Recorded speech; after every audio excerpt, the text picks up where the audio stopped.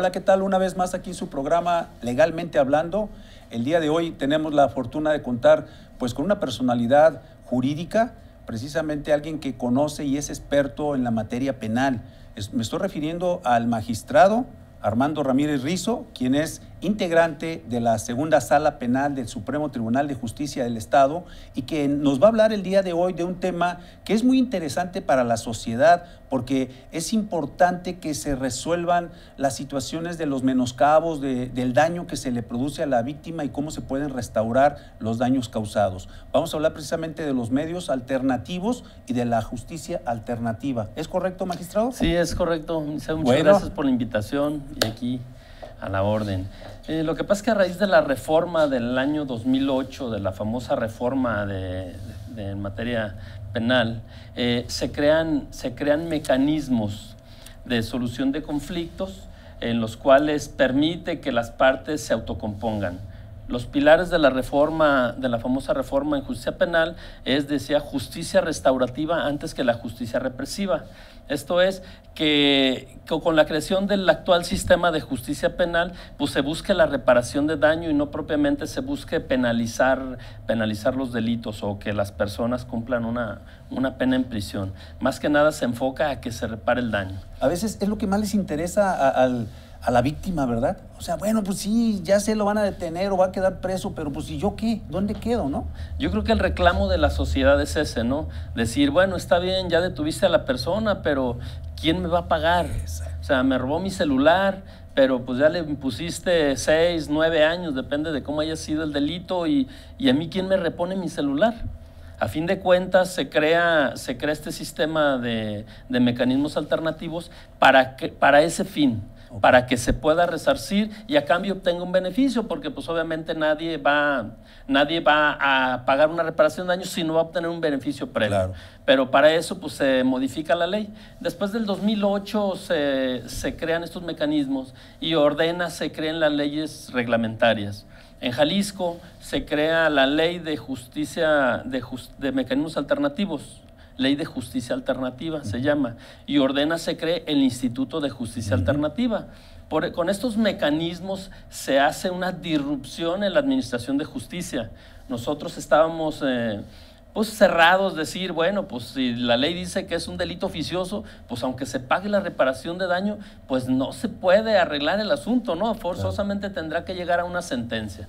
Pero con la creación de esta ley de justicia alternativa y del Instituto de Justicia Alternativa, donde dice en estos delitos que son patrimoniales o delitos que prevé la misma ley de justicia alternativa, dice son susceptibles de negociación. Se hace un convenio, ese convenio lo sanciona el juez, y ese convenio se eleva a la categoría de sentencia ejecutoriada, en la cual pues una parte se obliga a pagar la reparación del daño y el otro pues ahora sí que obtiene a cambio el beneficio de un sobreseimiento, o sea, no lleva a una sentencia penal. Entonces la tendencia es pues que se repare el daño, que se restaure el daño causado a la víctima. Sí, y sobre todo, esto es algo que es muy común en el hecho anglosajón, ¿no? Digo, nosotros lo vemos como algo nuevo en nuestro sistema. La verdad es de que no es nuevo en el mundo. En los sistemas anglosajones del common law, pues ese es el pan de cada día, ¿no? O sea, aparte, pues allá la justicia cuesta. Claro. Aquí a lo mejor no cuesta, por eso se abusa de ella, pero eso crea más paz social, que es a lo que va encaminado este sistema, crear paz social. Ellos se autocomponen, llegan a un acuerdo, bien o mal el arreglo, pero a fin de cuentas ambos quedan conformes. Tan es así que externan su opinión en ese convenio. No, y además, no está diseñado para que el delincuente siga delinquiendo y dice que acabo, reparo y vuelvo a salir, porque ya después cuando es en segunda ocasión ya las condiciones ya no son las mismas, ¿verdad? Así es, la ley establece que pues es para delincuentes primarios, para personas que inicialmente están, pero una vez adoptado alguna de las salidas alternas que prevé el Código Nacional o los mecanismos alternativos, pues sí tiene una sanción, no puede estarlo agotando cada vez, y eso se le tiene que hacer saber. Sí, digo, porque a veces la gente puede decir, ¿no? Bueno, robo el celular, pues lo reparo y sigo, pues no va a ser así. va a ser, entre más veces que delinca, pues más penalidades va a tener y menos beneficios también. Claro. Es correcto. Es correcto. ¿Cuántas salidas alternas tenemos, señor magistrado? En las salidas alternas que prevé el Código Nacional y que aplican los jueces de control, pues es la suspensión del proceso, son los acuerdos reparatorios, principalmente. Entonces, mediante esos mecanismos, pues podemos llegar a un sobreseimiento cumpliendo la reparación de daño. Fuera de ahí tenemos las que prevé la Ley de Justicia Alternativa, que es la mediación y la conciliación, que se hace un convenio. Algo importante, o sea, la ley prevé que incluso despachos privados puedan certificarse y ellos hacer sus convenios, los sanciona el instituto, y pues esos también se elevan a la categoría de sentencia. O sea, ya estamos sacando del ámbito institucional los mecanismos alternativos para que particulares lo puedan hacer, previamente certificados por el Instituto de Justicia Alternativa. Sí, es correcto. Esto definitivamente, de acuerdo a la experiencia y a lo que ha sucedido en estos últimos tiempos desde que se creó este sistema, ha servido, señor magistrado, o sea, ha funcionado, se ha notado en la sociedad o apenas vamos caminando. En Jalisco se ha avanzado muchísimo. De hecho, el instituto ya ahorita tiene presencia en más de 100 municipios, que obviamente pues no nomás es en el Poder Judicial, es en los municipios, sí. Es por medio del gobierno del estado también, donde se han implementado módulos de justicia alternativa. Eso para tratar de llevarlo a toda la sociedad, porque eso crea paz social, claro, que es precisamente lo que se busca. Como dato importante, te digo, no es algo nuevo en nuestro país, porque si nos vamos a los anales de la historia, a alguien muy conocido en Jalisco, por ejemplo, Mariano Otero. Mariano Otero fungió como conciliador. En el año de 1839, 1840, por ahí tenemos datos de actas de conciliación, donde él conciliaba las partes para que no llegaran a juicio. Y en las actas están en el municipio de Guadalajara, en el archivo, están esos documentos históricos. Entonces, pues la mediación y la conciliación no es algo nuevo, ni tampoco en México, ni en Jalisco. O sea, ese lo tenemos desde que se constituyó la República. O sea, okay, claro que tomado de otros países, pero a fin de cuentas lo teníamos. Por eso no es algo nuevo ahorita que sea una innovación. Pero sí se implementó precisamente para tratar de que se repare el daño y de crear paz social. Ok. Ahora, ¿no todos los delitos admiten este tipo de beneficios?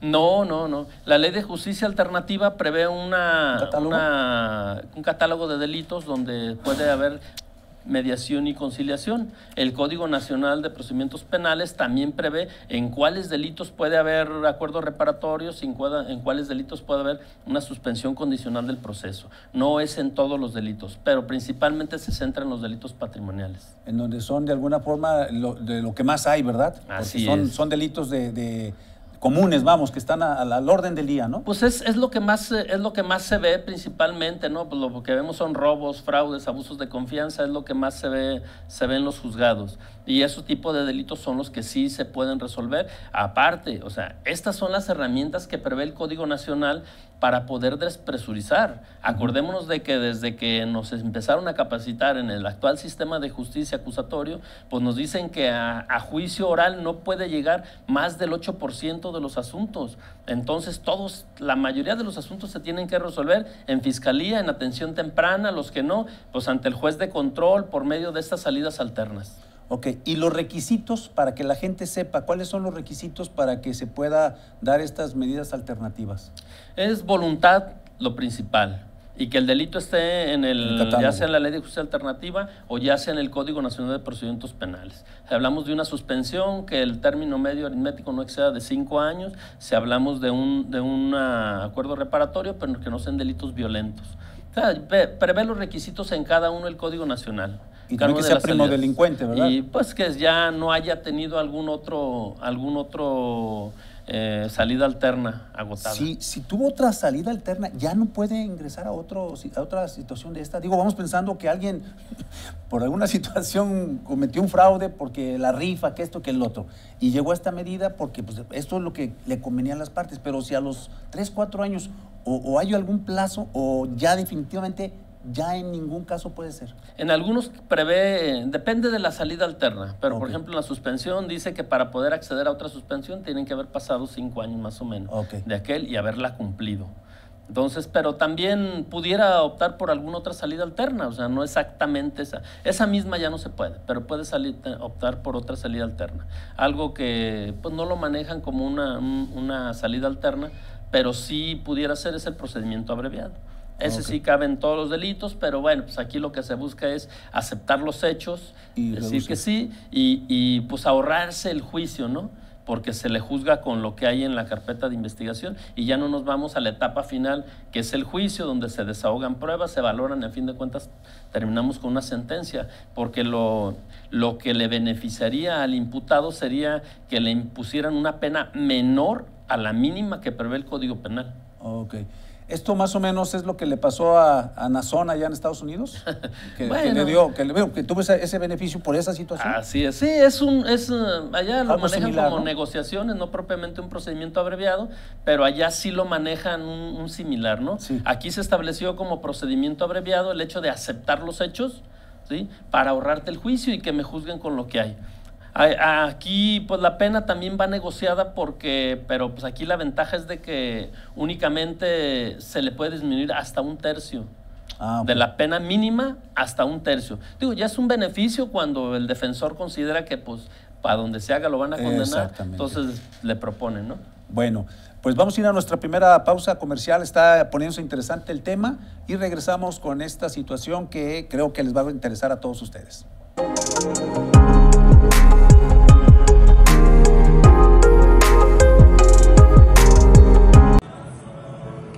Si alguien se queda con las escrituras de tu casa, ¿tú crees que con eso ya no tienes la propiedad de la misma? Esto es un error. Mucha gente tiene esa creencia y es totalmente falso.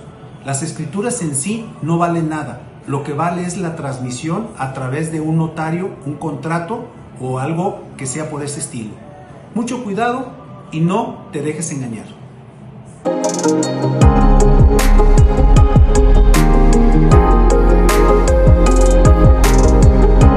Continuamos con este tema muy interesante, la justicia restaurativa, los medios alternos en materia penal, que pues es alguna solución que mucha gente que está inmersa en una problemática de esta naturaleza, pues puede ver un caminito para poder salir de él.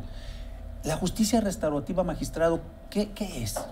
Bien, como los pilares te decía eran justicia restaurativa antes de la justicia represiva, aunque ese es el término genérico de reparación de daño. Pero ya hablar exclusivamente de la justicia restaurativa es pudiéramos llamarle un mecanismo alternativo en el cual las personas que está sentenciada ya, hablamos de una persona que está sujeta ya a una pena, ¿sí? Y para poder obtener un beneficio, pues acepta someterse a este procedimiento. Es un procedimiento, un mini procedimiento donde pues tiene que haber voluntad de las partes. Debe haber una preparación de la víctima, victimario, porque tiene que haber una reunión víctima-victimario, ¿sí? Donde el sentenciado acepte dentro de ese proceso que cometió un delito o que cometió un error y por eso está pagando. Y a la hora de aceptar él, pues ya ahora sí como que se descarga, pero pues la otra parte es pedir perdón. Okay. Por el otro lado se prepara a la víctima u ofendido. ¿Es un requisito previo? Sin ese no se puede llegar a este beneficio. Según la Ley Nacional de Ejecución de Penas, prevé como requisito indispensable primero que acepte o que pida o que ofrezca el perdón. Que acepte que cometió el delito. Okay. Es un requisito indispensable. Yo sí lo cuestioné porque incluso fue parte de mi tesis doctoral de mecanismos alternativos. Lo cuestioné porque para mí, pues el perdón tiene que salir dentro del procedimiento. O sea, primeramente, aceptar someterse a ese procedimiento de justicia restaurativa. Tener la voluntad es uno de los requisitos. Sobre la marcha, aceptar que lo cometió y segundo, que quiere pedir perdón. Por el otro lado, pues requiere una preparación también de la víctima de decir, oye, pues va a venir fulano, es el que te dañó, es el que te va a pedir perdón. Y también, si se puede, a lo mejor, pues quiere También pagar creo. la reparación de daño, ¿no? Depende de los delitos, porque hay delitos en los cuales, pues difícilmente una víctima Como la dice, violación, por ejemplo, ¿no? violación, homicidios, Homicidio. o sea, pero esto ha tenido éxito en otros países Eso, güey. porque van y los preparan, y lo vemos, regularmente hemos visto en los asuntos norteamericanos donde hay una pena de muerte, Ujú. que de repente ahí y dice la persona, pido perdón. ¿Sí? Quizás la víctima no lo acepte o no lo acepte, pero bueno, a fin de cuentas es prepararlos a los dos para tener un encuentro víctima-victimario, donde una pida perdón, la otra persona lo acepte o no, pero a fin de cuentas es que ambos expíen él su culpa, porque bueno, pues ya tiene que pagar quizás con la pena de muerte, o en México con una pena de 50 o 70 años, que se pudiera ser la máxima para un homicidio o un secuestro. Pero a fin de cuentas él dice, bueno, ya descargo mi conciencia, cumplo con lo que tengo que cumplir y pues trato de resarcir el daño. Ya la víctima ofendido pues será quien acepte o no ese perdón, pero a fin de cuentas es necesario porque eso crea paz social. Por ahí hay unos ejemplos que nos manejan en estas capacitaciones, donde en caso de un homicidio, dos personas privan de la libertad y violan y matan a una muchacha. Eso fue en Estados Unidos. Y a la hora de que se someten a este proceso de justicia restaurativa, van y le dicen, oye, ¿sabes qué? Yo quiero pedir perdón porque la verdad es que sí, andábamos drogados y pues que para las víctimas, realmente la mamá y la hermana y un hermano son los que aceptan, el papá no. Dicen, no, está bien, pues vamos escuchándolos. Los preparan previamente. Y a la hora del encuentro víctima-victimario, la señora le pregunta, ¿por qué lo hiciste? O sea, ¿qué te motivó? Y el otro dice, pues andábamos drogados, la muchacha nos ofreció ray porque fue una gasolinera, dice, y pues en el camino se nos ocurrió. Se nos hizo fácil. Se les hizo fácil, dice, pero dice, lo que sí, ella nos dijo, los perdono. Y la matamos. Entonces, eso como que en las víctimas dice, bueno, la señora decía, híjole, ¿por qué no la acompañé? Y traía el cargo de conciencia, ¿por qué no la acompañó? El hermano tenía el cargo de conciencia de decir, se le ha de haber quedado sin gasolina el carro y por culpa de eso. Entonces, no sabían qué había pasado. Después de este encuentro víctima-victimario, los cuates dicen, pues vamos a compurgar una pena de tantos años o quizá la pena de muerte, no sé, pero ya descargamos nuestra conciencia. Por el lado de las víctimas, pues el hermano y la mamá dijeron, ¿sabes qué? Pues ya ahora sí ahora sí nos quitamos esa culpa, ¿sí? Que de origen, que a lo mejor porque no la acompañé, a lo mejor porque se le quedó sin gasolina, a lo mejor, pues ya vieron el contexto, entonces eso genera paz. Sí, sí, es sí. cierto, pues ya no le van a dar marcha atrás, la persona falleció a fin de cuentas y pues los otros están detenidos y condenados a una pena. Ahora, ahorita que hablamos de Estados Unidos, digo, hemos visto muchos casos allá que pues mucha gente se refleja porque ve películas, ve la televisión, ve los casos, estamos atentos y a veces pensamos que es igual aquí o que podría ser igual aquí. Pero, por ejemplo, hemos visto que hay una acusación en contra de alguien, a veces hasta famoso o no, y de violación, por ejemplo. Y de pronto llegan y hubo un arreglo por $5 millones allá. Y bueno, se acabó. Yo a veces pienso, bueno, la víctima, pues ya me hicieron el daño, ya me violaron o me golpearon o lo que sea. Pues si me están dando dinero, a veces el dinero sirve, porque la gente a veces es lo que anda pidiendo para poder hacer sus estudios, para poder sus medicamentos, para sus tratamientos, o a veces para ayudarse en algo más. ¿Esto sería bueno o no aquí en México? Yo creo que sí, partiendo de la justicia restaurativa en general, ¿no? Sí, nada más que nuestra sociedad todavía no está preparada para eso. Porque el hecho de que le pongas precio a un homicidio, le pongas precio a una violación, aquí causa un escándalo fuerte. ¿Cómo es posible? Aunque a lo mejor materialmente digas, pues sí, que me dé el 2, 3 millones de pesos, que me dé 5, ¿no? Sí, si los puede pagar, sí, claro, a lo mejor dice, pero por el otro lado, dice, no, es que pues ¿cómo voy a tasar mi virginidad en eso? Es que como mi pariente no vale eso, ¿no? Y es cultural, ¿verdad? Es cultural, así es. Sí, por eso digo, aquí en México está muy difícil, pues a veces implementar cosas del derecho anglosajón porque son culturas totalmente diferentes, ¿no?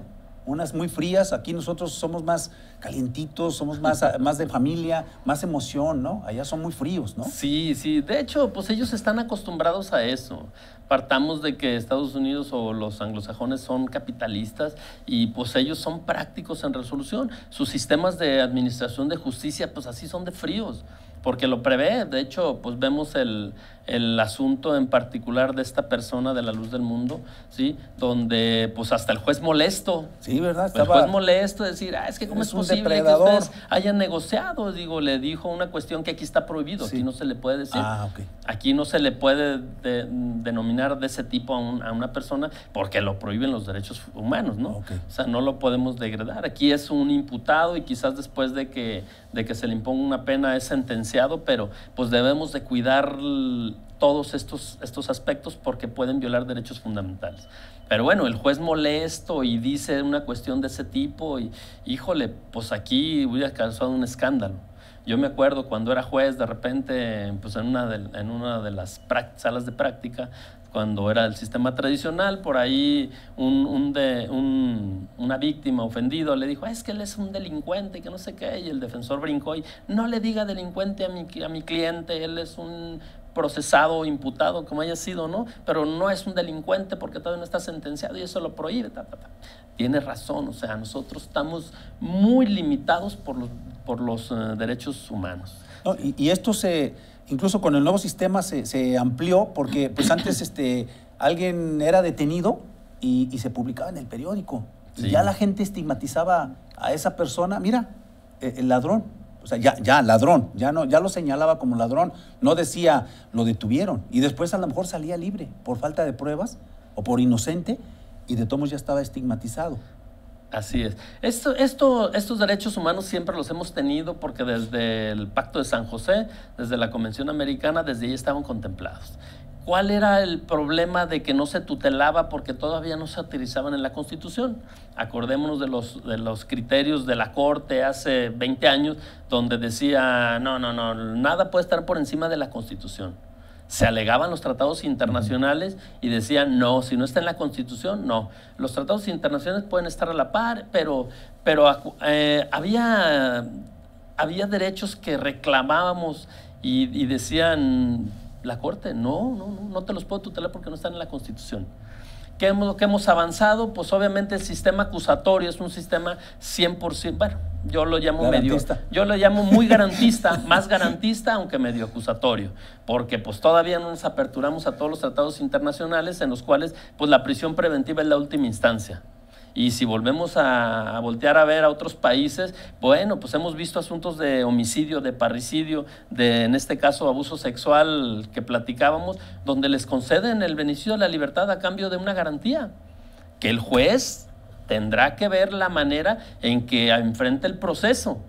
De asegurarse, vamos. Asegurarse de que no se vaya. Okay. Por eso a esta persona le pusieron una fianza de 100 millones, 80 o 100 millones de dólares, no me acuerdo bien. Dice, pues si los puedes pagar adelante, pero le dio el beneficio. Aquí nosotros seguimos todavía con la prisión preventiva oficiosa. Y sin ninguna opción, ¿verdad? No, prisión preventiva oficiosa, no hay vuelta. O sea, no hay nada. No hay nada. Y bueno, y este es un tema muy interesante, yo creo que también, ¿no? Porque ahí qué pasa si alguien está preso un año, por decir algo, y resulta que es inocente, pues ese año nadie se lo va a entregar. Ya quién se lo rezarse, no se puede. Pero bueno, vámonos a nuestra segunda pausa comercial, regresamos porque esto se está poniendo todavía más interesante.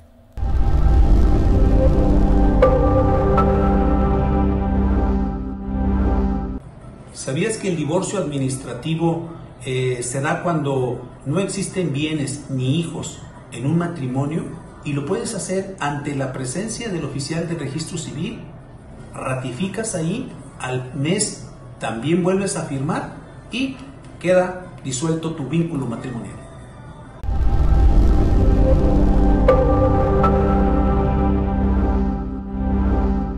Regresamos a su programa Legalmente Hablando. Estamos hablando con el magistrado Armando Ramírez Rizo, quien es integrante de la segunda sala penal del Consejo de Justicia del Estado, del Supremo Tribunal de Justicia del Estado, y quien nos está hablando de los medios alternativos y la justicia restaurativa en cuestiones en materia penal. Pero hay un tema también que es muy interesante y que está por implementarse, pero bueno, él nos va a decir en qué consiste y cuáles son pues, los beneficios que tiene precisamente la justicia terapéutica. Claro. ¿En qué consiste, magistrado, esta justicia y cómo se puede implementar y qué beneficios tendría? Muy bien. La justicia terapéutica es un programa del gobierno federal por medio de la Secretaría de Gobernación, donde la Organización de Estados Americanos propone a todos los países que son miembros para que lo aterrice tanto a la federación como a los estados para poder sanar el consumo de drogas. Va encaminado a eso. Todas las personas que estén en conflicto con la ley y que tengan algún abuso de sustancias psicoactivas, pues puedan obtener un beneficio a cambio de someterse a este programa de justicia terapéutica. De hecho, en la Ley Nacional de Ejecución Penal también lo tiene previsto, ahí sí está previsto debidamente la justicia terapéutica que se le puede implementar a todas las personas que están sujetas a una pena de prisión a cambio de un beneficio para que puedan salir. Eso es que se sometan ellos, como todas las salidas alternas, es un sistema voluntario. Okay. Tienen que querer someterse al sistema, tienen que querer dejar las sustancias psicoactivas. Entonces, por medio de este programa que nos están proponiendo en el Estado para poderlo implementar, pues tratar de todas las personas que estén en ese supuesto, en conflicto con la ley, ya sea vinculados o ya sea en cumpliendo una pena de prisión, se sometan al programa para obtener algún beneficio. ¿Y estos beneficios en qué consisten? Pues, por ejemplo, ¿reducción solamente? ¿Reducción? Más que nada va encaminado, reinserción. A la reinserción, si es en el sistema de ejecución penal. De hecho, los jueces lo tienen que implementar, los jueces se los tienen que hacer saber a los sentenciados que tienen ese derecho, así como la justicia terapéutica también a la justicia restaurativa, porque está dentro de la Ley Nacional de Ejecución Penal. Pero también lo podemos implementar, que es la intención del gobierno federal, en los que están sujetos a proceso, vinculados, los jueces de control por medio de los acuerdos reparatorios o por medio de la suspensión condicional del proceso. ¿Dentro de las medidas cautelares no entraría estas? No, esta no es una medida cautelar, este es un beneficio. Un beneficio a alguien que ya está sujeto al proceso o está detenido. Así es, ya está sujeto al proceso una pena. O ya está sentenciado. Ok, y consiste, sabemos que es un tratamiento, pero este tratamiento podrá ser posible que las autoridades lo puedan implementar, porque pues a lo mejor hay que llevar lista, a lo mejor hay que hacer reportes y la Secretaría de Salud y las instituciones a veces argumentan que hay mucho trabajo. Y si les dan más todavía, ¿podrán hacerlo? O sea, ya en físico.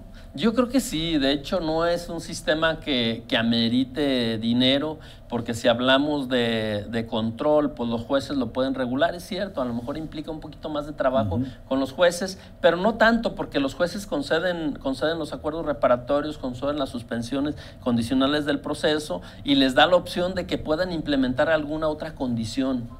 Entre ellas pueden implementar esto, que se sometan a un tratamiento de desintoxicación, lo cual puede ser vigilado por el sistema de medidas cautelares que ya tenemos también en operación, y lo mandamos a la Secretaría de Salud por medio de las instituciones encargadas del tratamiento de adicciones. Entonces yo no veo que sea tanto problema la implementación. Nada más sí, pues todas las autoridades tienen que comprometerse a que le van a dar seguimiento independientemente de la situación política que guarden. ¿A qué voy? Pues que se haga un convenio, que se establezca y que sea obligatoriedad para la institución independientemente quién es el titular en ese tiempo. Y si no se cumple, obviamente que se retrotraen todas las penas y todas las sanciones, ¿no? En todos esos acuerdos. Como en todos los acuerdos reparatorios, sí, si no se cumplen, pues regresamos al momento en el que se le concedió y se continúa con el proceso ordinario. Ok.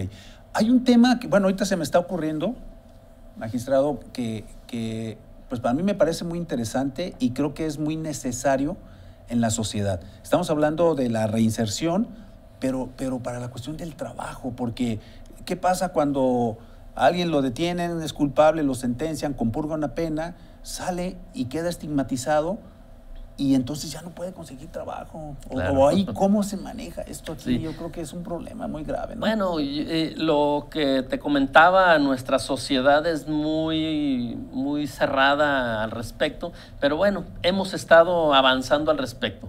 Pero también tenemos instituciones de apoyo a ese aspecto. Por ejemplo, en caso de la justicia terapéutica, uno de los requisitos, pues es eso. O sea, si vienen y me dicen, oye, es que yo no tengo trabajo, bueno, vemos la manera de que una institución te lo conceda. Para eso, pues, del gobierno federal han estado ofreciendo ciertos apoyos. Entre esos hay uno que se llama Jóvenes Construyendo el Futuro. Ah, sí, sí, Que vamos. también vinieron, ya nos lo ofrecieron acá al Poder Judicial, decir, pues ahí está el programa, ustedes utilícenlo. Entonces, yo lo consideraría como una opción de decir, no tienes trabajo, perfecto. Aquí está. Ve a Palacio Federal, inscríbete. De hecho, lo mandamos, lo podemos mandar. Decir, ahora ahí te va, dale trabajo. Ese programa, entre otros, hay varios, pero ese es el que más fresco lo tengo porque nos lo acaban de ofrecer. Es decir, a personas que tienen entre 18 y 29 años, pues los mandamos y les dan una beca de trabajo. Les pagan aproximadamente 4,800 mensuales, los mandamos a una fuente de trabajo previamente registrada y eso no le genera una relación de trabajo ni a la fuente de trabajo con el trabajador, porque es un programa del gobierno federal donde lo obligan a trabajar o no lo obligan, donde él se compromete a trabajar a cambio de recibir ese apoyo mensual. Y esto también, en ese tipo de beneficios, ¿les ayuda a las personas que salen con una suspensión condicional de la pena? Sí, pudiera ser. Quien lo solicite, pues es abierto para toda la sociedad, pero nosotros, tendientes a la reinserción social, sí pudiéramos generarle esa situación. Obviamente eso tendrá que imponerlo el juez de ejecución.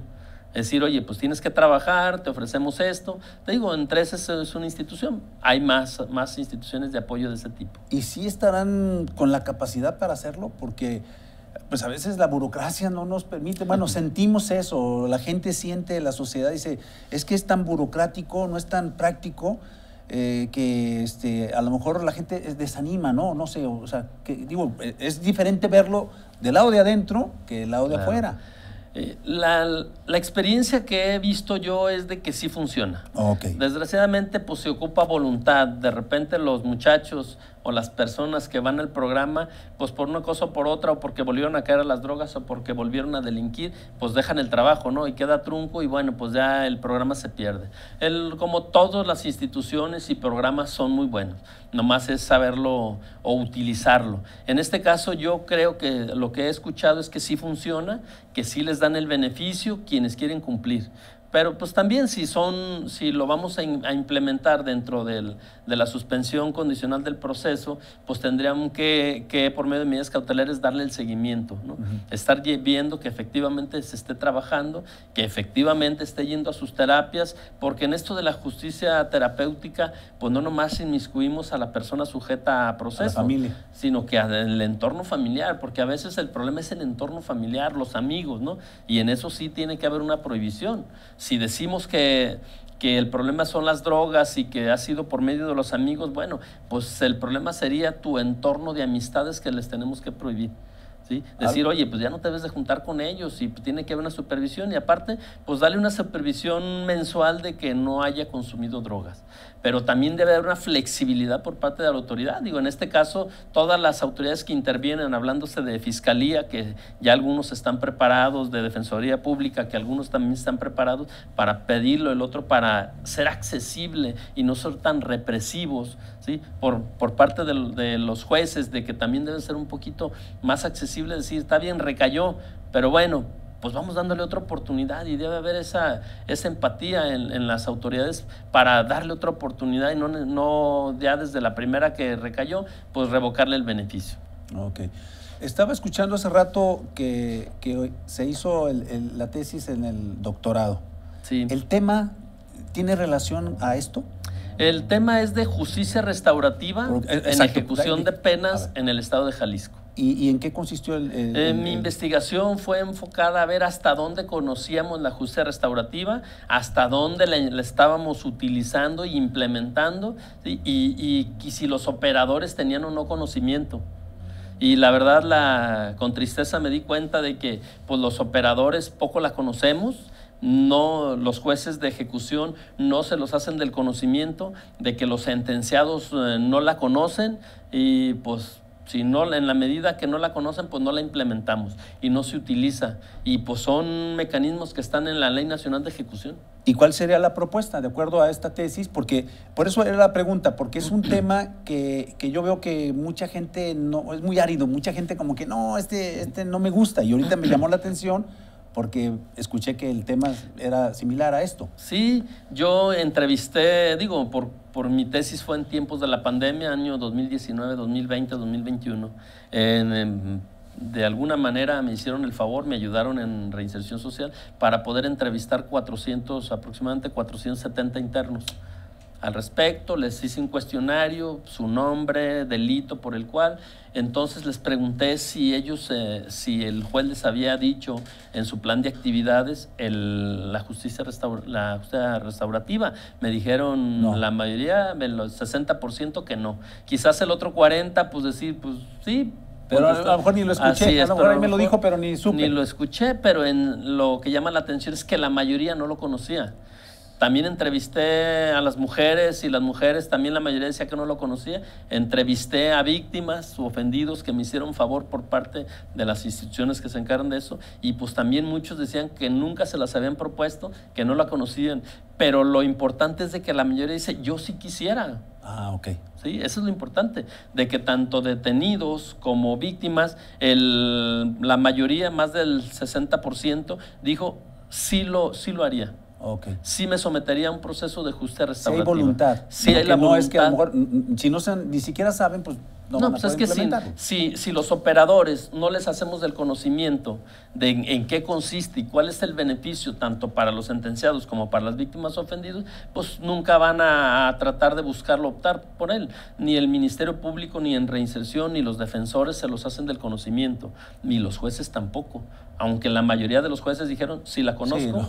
La mayoría de los defensores, sí se los dije. La mayoría de los defensores dijeron, sí lo conozco, ¿sí? Los ministerios públicos dijeron, sí lo conozco. Lo cierto es de que materialmente ya no se ve esa información aterrizada a los que se debe de aterrizar. Que en este caso es a los sentenciados y a las víctimas ofendidas. Vamos a ver ahorita, después del siguiente corte, cuál sería la propuesta de esa tesis doctoral, ¿verdad? Muy bien. No le cambie, regresamos.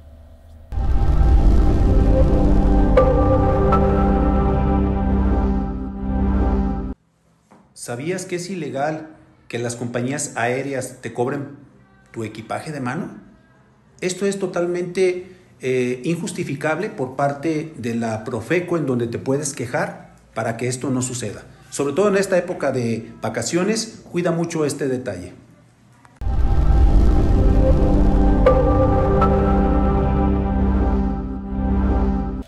Continuamos con su programa Legalmente Hablando. Precisamente nos quedamos con el tema de esta tesis doctoral que sentimos, en mi opinión, porque yo me gusta esta materia, soy un admirador de la materia de derecho penal y sé que es algo árido porque no mucha gente le gusta. A lo mejor les gusta el delito, la detención, las pruebas, cosas de ese tipo, pero mucha gente ya no le gusta como después de la sentencia, como que ya quítate para allá, ya terminé, o logré sacarte o logré fincarte una responsabilidad y ya como que pasó. Entonces, este tema a mí se me hace muy interesante porque creo que es muy necesario en la sociedad, porque nos olvidamos del sentenciado y cómo lo vamos a regresar a la sociedad y cómo va a estar psicológicamente, ¿no? Por eso es muy bueno la justicia restaurativa en esos términos. Pero a ver, ¿qué proposiciones habría, señor magistrado, con relación a este tema? Claro. Acordémonos que la ejecución de penas fue un tema olvidado por muchos años. O sea, era un tema que manejaba el Ejecutivo, donde pues, los jueces sentenciábamos y los ponemos a disposición del Ejecutivo. El Ejecutivo, por medio de un comité interdisciplinario, determinaba quién le daba los beneficios de prelibertad, libertad condicional o libertad absoluta, y ellos determinaban, ¿no? Desgraciadamente, pues eso violaba derechos fundamentales porque, pues, ¿quién lo defendía ante ese comité, ¿no? Al sentenciado. Y había muchas violaciones, incluso al interior, en cuestión de cumplimiento de penas. Entonces, se crea el sistema judicial de ejecución de penas. Okay. Es donde nos obligan ya a crear jueces especializados en ejecución de penas. Entonces, dentro de esa ley nacional de ejecución de penas, pues prevé lo que es la justicia restaurativa. Incluso en ese sistema judicial es donde ahora sí ya un juez es el que va a determinar, es ante el que van a poder ir y quejarse tanto el sentenciado como los familiares, porque también los familiares tienen que ver en cuestiones de la reclusión, cuando les prohíben el ingreso. Son los más afectados, son ¿no? los Después más afectados, de la persona que está detenida, ¿no? Entonces se crea este sistema ya más garantista, porque de entrada un juez va a decidir. Okay. Segundo, ya debe haber ministerios públicos especializados en ejecución. Tercero, debe haber un defensor especializado en ejecución también. Y cuarto, o sea, ya ahora sí, todo lo que haga el sistema de reclusión respecto a una persona que en calidad de detenido o compurgando una pena puede ser revisable vía juez de ejecución de penas. En ese sentido, hay un plan de actividades obligatorio que debe de plantear el juez de ejecución respecto de los asuntos que le remiten. Una vez que el juez el Tribunal de Enjuiciamiento dicta su sentencia y esta queda firme, inmediatamente lo tendrá que mandar al juez de ejecución. A su vez, recibirlo y hacer el plan de actividades respecto del sentenciado y de la pena que va a compurgar y darle seguimiento. Y entre ellos hacerle del conocimiento todos los beneficios que le asisten, entre ellos lo que es la justicia terapéutica y la justicia restaurativa. Enfocándonos en lo que es mi tesis de la justicia restaurativa, que fue mi materia y que algo que me apasionó, porque mi tesis, mi doctorado es de mecanismos alternativos en la Universidad Autónoma de Nuevo León. Okay. Entonces me interesó el tema porque pues es algo que está en la ley y que poco lo explotan los abogados. Como muchos mecanismos existentes en la ley y tienes razón, o sea, nos enfocábamos en tratar de sacar a una persona, no salía, pues ya la condenaban a ciertos años y la abandonábamos, la olvidábamos, y ahora sí a disposición del Ejecutivo y el Ejecutivo que se encargara. Ahorita ya no, ahorita los jueces están obligados. ¿Qué es lo que vi? Pues que los jueces no les hacen del conocimiento, y en la medida que no hagas del conocimiento al sentenciado de cuáles son los beneficios que tiene, pues no puede optar por ellos. También la falta de los defensores, donde no le proponen al juez o le hacen del conocimiento de los sentenciados, porque hablamos defensores especializados en ejecución de penas. Ok. Porque tenemos jueces especializados, pues debe tener defensor especializado. Sí, porque yo digo, el defensor común de por sí tiene, el público tiene así de trabajo, sí. Entonces ya lo sentenciaron, se va a olvidar de él. Así es. Entonces, ¿y si hacen realmente el trabajo estos defensores? Bueno, pues como en todos los defensores públicos, tanto en el sistema tradicional como en el acusatorio, pues hacen lo que pueden. Okay. Obviamente. El exceso de trabajo los rebasa, ¿no? Pues sí, pero pues deben de tener un poquito más de compromiso para tratar de cuando menos concederle o hacerle del conocimiento qué beneficios tiene, ya que él decida si opta por ellos o no. Pero pues no nomás es sujetarse a ir a las audiencias y decir, pues lo que le beneficie al reo. No, eso no es lo correcto. Lo correcto es, pero le digo, es todos los operadores. Tristemente de mi tesis se desprende que los operadores les falta empatía para poder aplicar todos los mecanismos que están en la Ley Nacional de Ejecución. ¿Y cuál sería la propuesta de acuerdo a esta tesis? Doctor. Pues la propuesta es la capacitación y que realmente se comprometan. Acuérdense que, bueno, pues una de las máximas de nosotros los abogados, pues es lo que más le beneficia al reo. Claro. Y dentro de los jueces, su obligación, pues hacerle del conocimiento, y más porque lo obliga la Ley Nacional de Ejecución. En ese famoso plan de actividades debe de decirle, o sea, cómo va a ser su plan, qué es lo que va a hacer, a qué programa se debe de someter, pero también hacerle el conocimiento cuáles son los beneficios. Y no nomás es la libertad condicional, la prelibertad o la libertad absoluta, sino que también puede tener algunos otros beneficios a cambio de someterse a estos programas, que sería la justicia terapéutica o la justicia restaurativa. Ok. Bueno, pues es muy interesante todo esto. A mí en lo personal me gusta mucho, porque creo que ahorita como está la situación tan problemática de tanta delincuencia, los jóvenes ahorita sus ídolos son a veces la gente que está delinquiendo, en vez de que sea la gente empresaria exitosa, los magistrados, la gente que de alguna manera ayuda algo a la sociedad. Entonces es muy importante que haya este tipo de programas, porque si no, yo creo que vamos a ir al precipicio, ¿no, magistrado? Sí, de hecho uno lo dice la ley nacional, la finalidad de estos programas, tanto de justicia terapéutica como de justicia restaurativa, es contribuir a la restauración del tejido social. Porque te digo, el hecho de que acepte que cometió un delito, quizás se la piense para volver a cometer otro, y eso genera reinserción social. El hecho de que lo obliguen a pagar una reparación de daño y que con el apercibimiento de que después se le puede complicar en caso de que no, pues también, o sea, ya lo obliga, pero pues las autoridades estamos obligados a tratar de encauzarlos y de que esto no vuelva a suceder, pero también facilitarle los medios para que puedan obtener algún beneficio. Y también, pues si no tienen trabajo, buscar las condiciones para que le den trabajo. Te digo, hay muchos mecanismos en el gobierno federal y también en el estatal para que puedan, pero necesitamos aplicárselos y hacerle del conocimiento y que ellos lo decidan de manera voluntaria. Porque todos los mecanismos alternativos y todas las salidas alternas, pues deben de ser voluntarios, pero bien informados. Muy bien. Estamos ya a punto de terminar el programa, no sin antes... ¿nos puede explicar un poquito o informar? Porque la ciudadanía, a veces, como siempre hemos dicho en este tipo de programas, a veces nosotros decimos cosas y nadie nos cree. ¿Por qué? Pues es un abogado postulante que lo que le interesa es tener asuntos y cobrar. Pero cuando ya viene la persona funcionario, la que está en el poder y donde está ejerciendo las acciones, ya se lo creen. El juez dijo, el magistrado dijo, y ya es algo que es valioso. Entonces es importante, así como ustedes ven al magistrado joven, porque yo lo veo joven, vean otros magistrados ya están así a punto de retirarse, pues un poquito, magistrado, ¿cuál fue cómo llegamos a esta institución?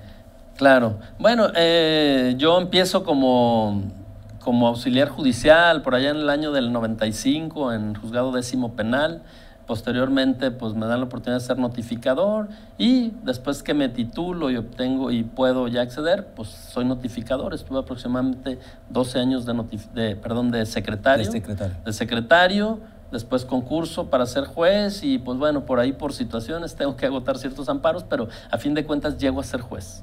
Estuve como juez aproximadamente 7 años y de ahí pues se da una convocatoria, participo y pues me da la oportunidad del Congreso de ser magistrado.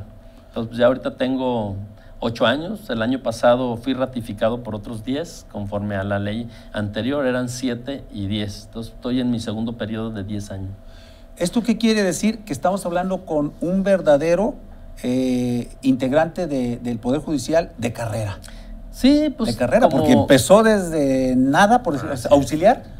Hasta ya nomás le falta ser presidente del Supremo Tribunal, pero yo creo que esto es algo muy importante para todos los abogados que vean que sí se puede, ¿no? No, claro, digo, a fin de cuentas pues, es creérsela uno, hacer lo que uno tenga que hacer y pues buscarlo, ¿no? Si no compras el boleto, pues nunca te vas a sacar la lotería, ¿eh? Porque pues fui en su tiempo a lo mejor criticado de decir, es que ¿para qué participas si tú no tienes los contactos? Bueno, pues por azares del destino, pues yo compré el boleto y pues se acomodaron las cosas y pues estoy aquí, ¿no? O sea, señal que sí se puede. Es cierto, yo llego de auxiliar judicial en ese tiempo, pero pues también me preparo para lo que sigue, ¿no? Claro. Soy auxiliar judicial, después notificador, pero ya de notificador, pues yo ya proyectaba. Hacíamos funciones de más arriba, ¿no? Hacíamos funciones de más arriba, pues te estás preparando para lo que sigue, ¿no? Okay. Así es, y de secretario, pues igual ya dictaba sentencias y demás, preparándome para ser juez. Que quizás si me hubieras preguntado cuando yo era auxiliar judicial si algún día soñaba en ser juez, pues te diría, está muy complicado, la verdad es que no creo.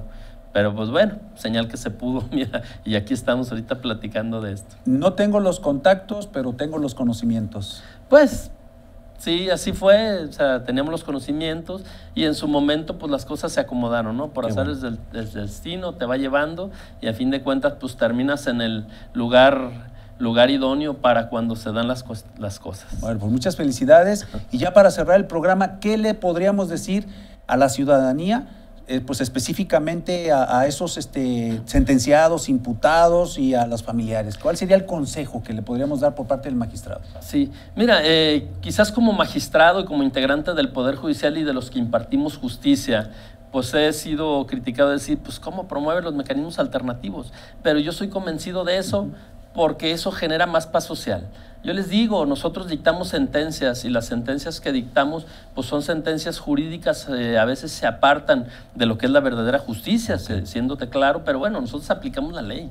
De repente por errores del Ministerio Público pues tenemos que soltar a una persona que a lo mejor sí cometió un delito, a lo mejor por errores de la defensa, aún suplidos en su deficiencia, pues no podemos dejar soltar a la persona. Entonces pues eso sí medio nos frustra, ¿sí? Entonces por eso yo digo, las sentencias que dictamos son verdades legales, a veces no las verdades reales. Entonces, sin embargo, los mecanismos alternativos son mecanismos de autocomposición, que incluso a veces nos ahorramos el tiempo. O sea, vemos juicios a veces de 2, 3 años, 4 a lo mejor, y no se resuelve, se desesperan las partes, le gastan mucho las partes, porque pues implica dinero para todo, ¿no? Desde el hecho de ir a la penal o de ir al Supremo Tribunal, pues ya tienes que desembolsar. Sin embargo, con los mecanismos alternativos es sentarse a platicar con un mediador, un conciliador o un facilitador y que les diga la realidad. A ver, tú dices que te robó un celular y tu celular vale 5,000, pero pues tú pides 20,000, pues tú dices que pues a lo mejor te lo robaste o a lo mejor no te lo robaste, no está en discusión, pero si quieres arreglarte, pues dice que le pagues 20,000, ¿cuánto le das? El otro, pues yo en aras de acabar el asunto te doy 5,000, te doy 10,000, no sé, pero se autocomponen. Claro. Se autocomponen. A veces es cierto, pues dice el ofendido, pues es que mis daños son 50,000, el otro, tengo 10,000 y ve dónde, ¿sí? Entonces, pues no se puede, ellos se autocomponen, si llegan a un arreglo, genera más paz social. Perfecto. Que la que puede generar una sentencia que dictan los jueces o que dictamos los magistrados. Bueno, pues no nos resta más que agradecer la presencia del magistrado y pues no se les olvide que nos vemos pronto para otra emisión de su programa Legalmente Hablando.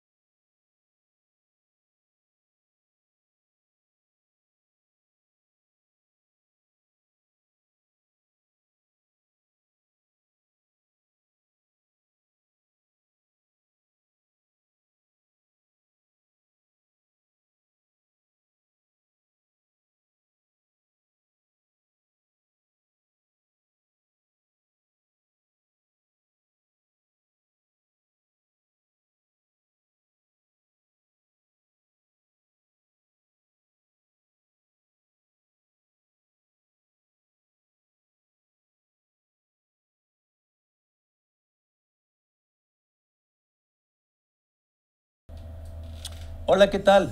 No se pierdan su próximo programa aquí en Legalmente Hablando de Valeriano Abogados, en donde vamos a tener la presencia del magistrado de la Segunda Sala Penal del Supremo Tribunal de Justicia del Estado de Jalisco, el doctor Armando Ramírez Rizo, quien aquí presente nos va a decir en qué va a consistir su entrevista. Claro, pues vamos a hablar a manera general de los mecanismos alternativos, de la justicia restaurativa, de la justicia terapéutica, de los beneficios, aún con todo y que pues pertenezco al Poder Judicial y quizás me pudieran criticar por esta situación, pero creo que eso genera más paz social que una sentencia de las que dictamos. Aparte, el sistema de justicia penal actual pues prevé todos estos mecanismos alternativos que es necesario que la gente los conozca y que confíe en ellos, porque eso genera más paz social y además es una manera de autocomponerse, una manera de resolver propiamente todos esos asuntos sin tener que gastarle más o sin tener que esperarse a que un juez dicte una sentencia. Ya escucharon, los esperamos.